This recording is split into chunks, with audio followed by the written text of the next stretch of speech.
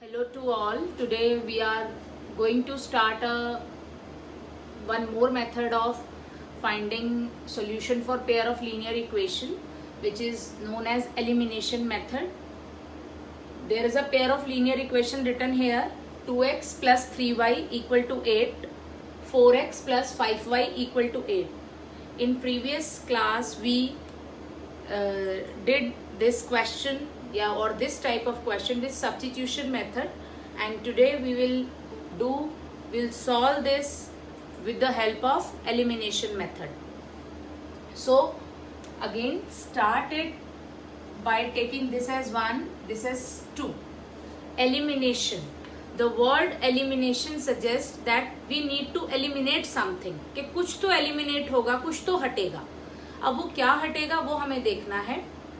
आपके पास इक्वेशन 1 है जो 2x plus 3y equal to 8 है, और इक्वेशन 2 है जो 4x plus 5y equal to 8 है. यहाँ x का कोफिशिएंट है 2 एंड यहाँ x का कोफिशिएंट है 4, यहाँ y का कोफिशिएंट है 3, यहाँ y का कोफिशिएंट है 5.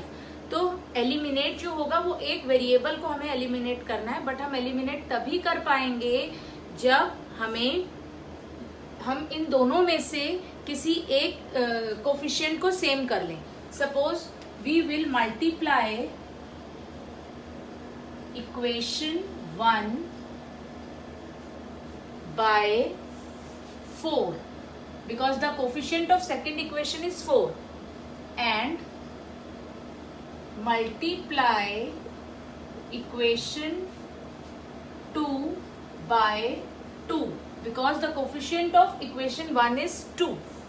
तो अगर मैं इक्वेशन 1 को 4 से मल्टीप्लाई करूंगी, आई गेट 4 2 ज़ा 8x, 4 3 ज़ा 12, 4 8 ज़ा 32. And if I multiply this by 2, I'll get 2 4 ज़ा 8x, 2 5 ज़ा 10, 2 8 ज़ा 16. Now for elimination we need to subtract these two equation. अगर हम इन्हें subtract करेंगे, we'll change the sign. Why we are changing? Because we are subtracting. Here we have positive sign, negative हो गया, positive negative, यहाँ भी positive था, negative हो गया. It will be cancelled and you are left with 2y is equal to 16. That means y is equal to 8. I have got value of variable y. Now put this value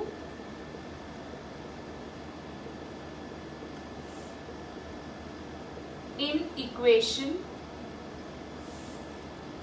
Put this value in equation 1. You can put this in equation 2 as well.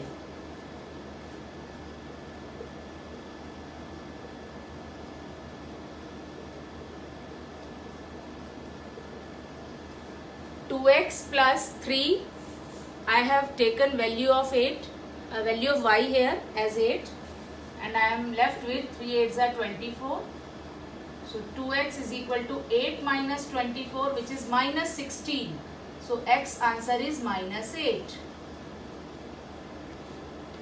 So in this way we can calculate, we can solve the pair of linear equation given here. I would like to add one more thing in this type of questions. देखो बेटा, first और second equation में अगर मैं सिर्फ first equation को 2 से multiply करा लेती तो भी ये इक्वेशन के कोफिशिएंट सेम हो जाते. जैसे अगर मैं सिर्फ ये लिखती मल्टीप्लाई इक्वेशन 1 बाय 2 रेंडमली अपनी मर्जी से 2 से, क्योंकि आप बैलेंसिंग कर लेते दोनों तरफ करते, तो ये हो जाता 2 2 ज़ा 4x प्लस 2 3 ज़ा 6 इज इक्वल टू 16.